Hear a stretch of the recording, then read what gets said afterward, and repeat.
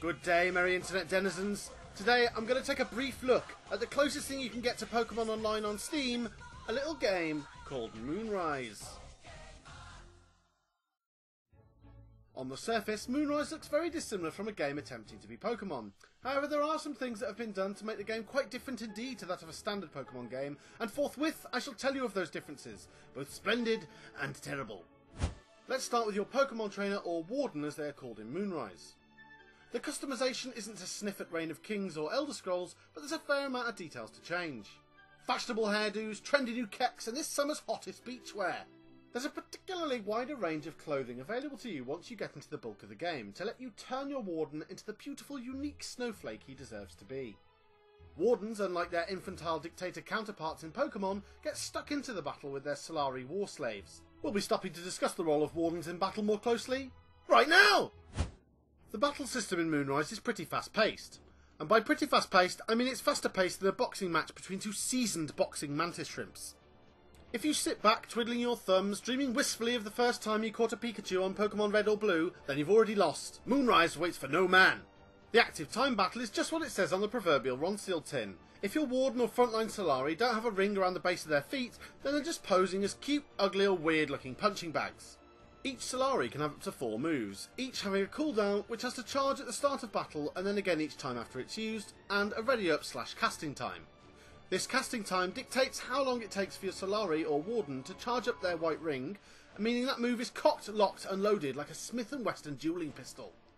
The Solari under your iron-fisted command, your Warden and the enemy's respective troops then take it in turns to attack based on whose white ring was charged first. The Solari and their attacks have elements assigned to them. Water is strong against fire and stone, fire is strong against lightning and nature, etc, etc.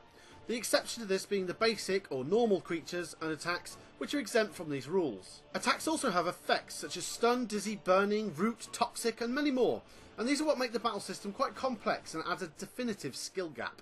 In Moonrise there are 2 win conditions: maim and destroy the enemy Solari, or maim and destroy the enemy Warden. This adds yet another layer of strategy with the way that you'll have to set up your Warden and your Solari's skills and abilities. You could build a team that's focused on destroying the enemy's Warden as fast as possible, or a team that buffs your own Solari so they're very difficult to destroy. Let's take a step back from ferocious slave battles and look at the world environment for Moonrise. It's not quite as open world as I'd like, but it's basically like a big map with lots of location nodes that you can click onto and visit. Each location then has shops and various other buildings that you can interact with. Or if it's the wilderness, there's nodes and dungeons that you can click on and then you can go fight Solari. The dungeons add an extra slice of challenge to the proverbial battle system pie in that you must complete several battles in a row without healing, so every time you take damage it's carried over into your next engagement. This can be mitigated slightly. You can heal using potions in between rounds, but those potions cost gold, and you can only hold 4 of them. Each battle finds a piece of the boss door, and once the boss door is open you can fight the boss monster and obtain your sweet succulent prize. The free-to-play aspects of this game are present but not necessary. The green gems are often rewarded at the end of quest lines or dungeons, and they're not really required much at all. There's very little in the game that limits you from playing as much as you want, both in PvE and PvP. The Pokeballs aren't quite as circular in Moonrise and come in the form of a key which opens up into some kind of demonic dimensional prison, presumably summoned by Squidthulu himself. You can often find these keys in the wild or in dungeons, but a new key is gifted to you every 30 minutes, so 2 hours spent offline and you will already have 4 new dimensional prisons with which to enslave more wildlife. The PvP, the mano-a-mano matchmaking, can be played as much as you like, both ranked and unranked, and rewards are given at the end of every season for being the most baller monster commander. Arena, which can be played for free once a day, randomly supplies you with a kind of complement of maximum level Solarian abilities, which you can then configure and use to repeatedly smash your enemies until you lose 3 times. When you lose, you're given a treasure chest based on how many victories you achieved, and it's pretty much the same as Hearthstone. The ranked PvP follows in a similar vein, lending from Hearthstone, in that at the end of the season you're given a chest based on how well you did in that season. Very similar to Hearthstone, but I think that's a good thing, so thumbs up for that. So I hope you've enjoyed my little spotlight on Moonrise. I think once the PC client is given a UI overhaul to make it not so much look like an iOS game, then it could actually compete quite happily with the likes of Hearthstone, at least for my personal enjoyment anyway. To finish off this fancy soiree of innocent fantasy dogfighting, here's a few PvP battle highlights between me and Tommy. Good day! I got my nice afro there. Stone owl bastard. I choose you. Couple. I'm going to choose Electro Cat and Stone other Tuskman. The kid Electro Cat, use shield, and you also use another type of shield. Fire bastard. Attack. Use your rubble shit. Yes, deflect. Use that again, Electro Cat. Burning fire attack with the warden. I'm going to use Tusky Stone to hit that dog or whatever the fuck it is. Couple, throw some more shit at them. Right, more flame attacks. More flame attacks. No, Emberjaw!